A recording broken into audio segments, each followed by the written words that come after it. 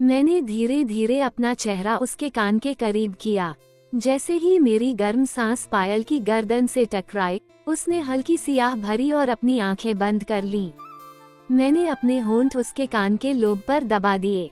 ऐसा लगा जैसे हम दोनों के शरीर में एक अजीब सा बिजली का करंट दौड़ गया हो। मेरे स्पर्श से पायल के शरीर का हर हिस्सा कांप उठा। नमस्कार दोस्तों, एक बार फिर मैं आप सभी का हमारे चैनल पर स्वागत करता हूँ। आज मैं आपके लिए एक प्यारे और कोमल रिश्ते की कहानी लेकर आया हूँ। एक छोटी साली और उसके जीजा के बीच का रिश्ता आमतौर पर मजाक मस्ती, प्यार भरे अधिकार और कुछ अनकही छिपी हुई शिकायतों से भरा होता है। लेकिन क्या होता है जब वो मजाक मस्ती एक सुनसान, बारिश से भीगी रात में एक अप्रत्याशित मोड़ ले लेती है। भावनाओं की किस नई लहर पर दो दिल बह जाते हैं। इस असाधारण और रोमांचक कहानी को आखिर तक सुनना न भूलें। और अगर आपको ये पसंद आए तो कृपया अभी इस वीडियो को लाइक करें। आइए शुरू करते हैं। उस समय शहर में श्रावण यानी मॉनसून के मौसम की लगातार मूसलाधार बारिश हो रही थी। बारिश का पानी खिड़कियों के शीशों से नीचे टपक रहा था। मेरी पत्नी बृष्टि एक दोस्त की शादी में शामिल होने के लिए 2 दिनों के लिए ढाका से बाहर गई हुई थी। मुझे घर पर बिल्कुल अकेला रहना था, लेकिन बृष्टि की छोटी बहन मेरी साली पायल अपने कॉलेज के एक प्रोजेक्ट पर काम करने के लिए हमारे घर ही रुक गई थी। पायल 20 या 21 साल की है। वो बहुत चंचल है, उसकी आंखें हिरनी जैसी सुंदर हैं, और जब भी वह मुस्कुराती है तो उसके गाल पर एक छोटा सा डिम्पल पड़ जाता है। अपने चंचल स्वभाव और प्यारी प्रकृति के कारण परिवार में हर कोई उसे बहुत प्यार करता है, और मेरे साथ तो उसकी हमेशा नोक झोंक चलती रहती है, बिल्कुल टॉम एंड जेरी की तरह। लेकिन आज स्थिति थोड़ी अलग लग रही थी। रात के करीब 9:30 बजे थे। बाहर हवा की गति तेज होती जा रही थी।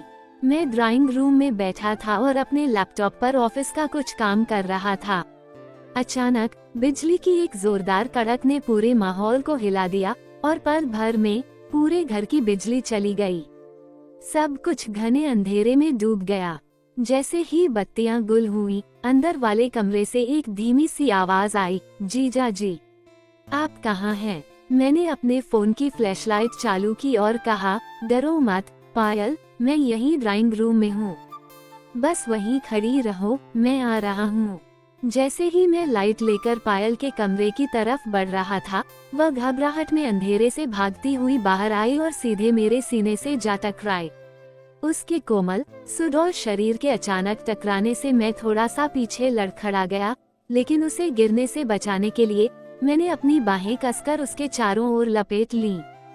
फोन की लाइट की हल्की रोशनी में मैंने देखा कि पायल की आंखें डर के मारे कसकर बंद थीं।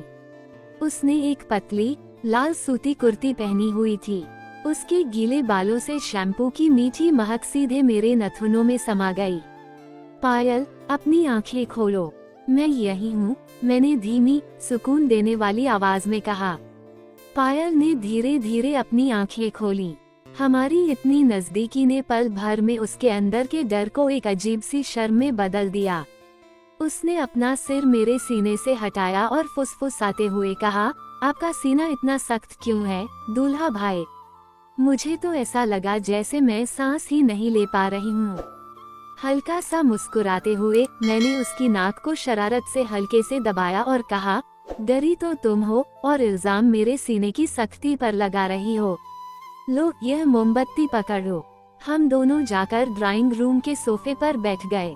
मेज पर जल रही मोमबत्ती से बन रही रोशनी और परछाई के झिलमिलाते खेल में उस शाम पायल बेहद खूबसूरत लग रही थी। मोमबत्ती की नर्म रोशनी में उसके गोरे गाल और भी ज्यादा दमक रहे थे। बाहर बारिश की आवाज लगातार तेज होती जा रही थी। कमरे के अंदर हम दोनों पूरी तरह से खामोशी में बैठे थे।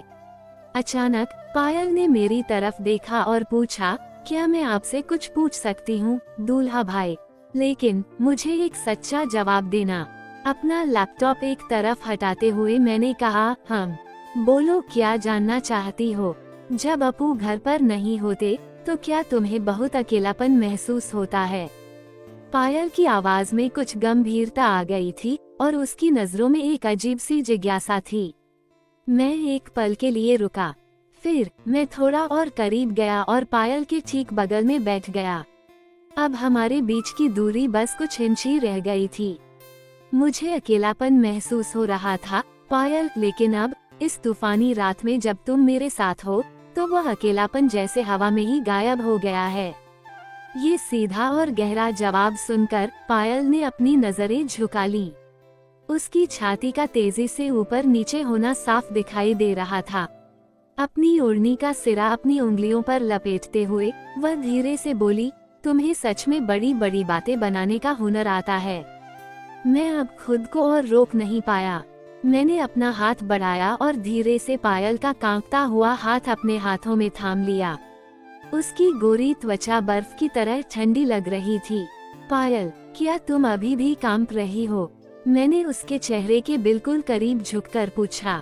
पायल ने कोई जुबानी जवाब नहीं दिया, उसने बस अपनी बड़ी बड़ी भावुक आंखें उठाकर मेरी आंखों से मिलाईं। आज उन आंखों में शरारत का कोई निशान नहीं था, बस एक गहरी चाहत और समर्पण का भाव था। मोमबत्ती की टिमटिमाती रोशनी में उसके होंठ गीली गुलाब की पंखुड़ियों की तरह चमक रहे थे। धीरे धीरे मैं अपना चेहरा उसके कान के करीब ले गया। जब मेरी गर्म सांस उसकी गर्दन से टकराई तो उसके मुंह से एक हल्की अस्पष्ट सी आवाज निकली और उसने अपनी आंखें बंद कर लीं। मैंने अपने होंठ उसके कान की लौ पर रख दिए। ऐसा लगा जैसे हमारे दोनों शरीरों में एक अवर्णनीय बिजली का करंट दौड़ गया हो। पायल ने मेरी शर्ट का कॉलर कसकर पकड़ लिया। इस हरकत से मेरा हौसला और बढ़ गया। धीरे से उसकी ठुड्डी को थामकर मैंने उसका चेहरा ऊपर की ओर उठाया और अपने होंठ उसके होंठों से मिला दिए। यह एक वर्जित फिर भी बेहद मीठा एहसास था। बारिश की गड़गड़ाहट के बीच कमरे के उस शांत कोने में दो आत्माएं सभी सामाजिक सीमाओं को भुलाकर एक हो गईं।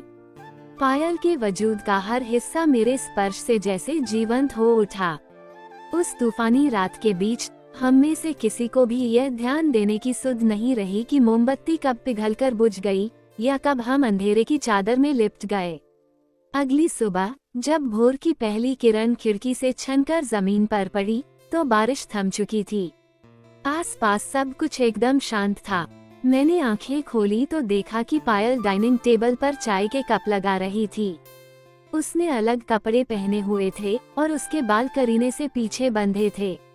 फिर भी उसके चेहरे पर एक अनोखी गरिमा झलक रही थी और उसकी आंखों के कोनों में पिछली रात के उस गुपचुप आनंद की बची हुई झलक साफ दिखाई दे रही थी। जब मैं चलकर डाइनिंग टेबल पर अपनी जगह बैठा तो पायल ने मुझे चाय का एक कप थमाया। जब उसकी उंगलियां एक बार फिर मेरी उंगलियों से टकराईं तो वह मीठा सा मुस्कुराए। लीजिए जमाई बाबू, अपनी चाय पीजिए। बस याद रखिएगा अपू आज दोपहर ही वापस आ जाएगी, पायल ने दबी आवाज में कहा, जिसमें शरारत की हल्की सी झलक थी।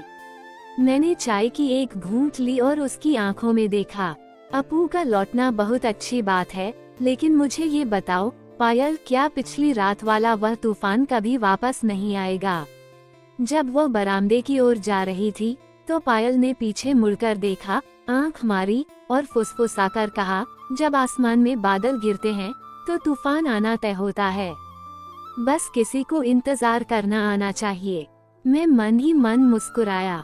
मैं जानता था कि बारिश में भीगी इस रात ने हम दोनों के बीच एक नए गुपचुप अध्याय की शुरुआत कर दी थी। तो दोस्तों, आपको भाभी और उनके देवर की यह मनमोहक और रोमांचक कहानी कैसी लगी? क्या पायल की प्यारी बनावटी नाराजगी और जमाई बाबू के बेबाक रोमांस ने आपके दिलों में भी कुछ हलचल मचाई? अगर यह कहानी आपके दिल को छू गई तो कृपया नीचे कमेंट सेक्शन में अपनी कीमती राय जरूर शेयर करें। आपका हर एक कमेंट हमारे लिए नई नई कहानियां बनाने की एक बहुत बड़ी प्रेरणा का काम करता है। अगर आप इस कहानी का दूसरा हिस्सा सबसे पहले सुनना चाहते हैं या ऐसी ही और भी कई मजेदार और दिलचस्प कहानियां जानना चाहते हैं तो अभी इस वीडियो को एक बड़ा सा लाइक दें और अपने दोस्तों के साथ शेयर करें। और हाँ, हमारे इस प्यारे से परिवार का रेगुलर सदस्य बनने के लिए अभी चैनल को सब्सक्राइब करें और ऑल नोटिफिकेशंस ऑन करने के लिए बेल आइकन दबाएं। तो आज के लिए बस इतना ही। मैं बहुत जल्द एक और जबरदस्त और शानदार कहानी के साथ आपसे मिलूंगी। तब तक के लिए खुश रहें और स्वस्थ रहें। धन्यवाद।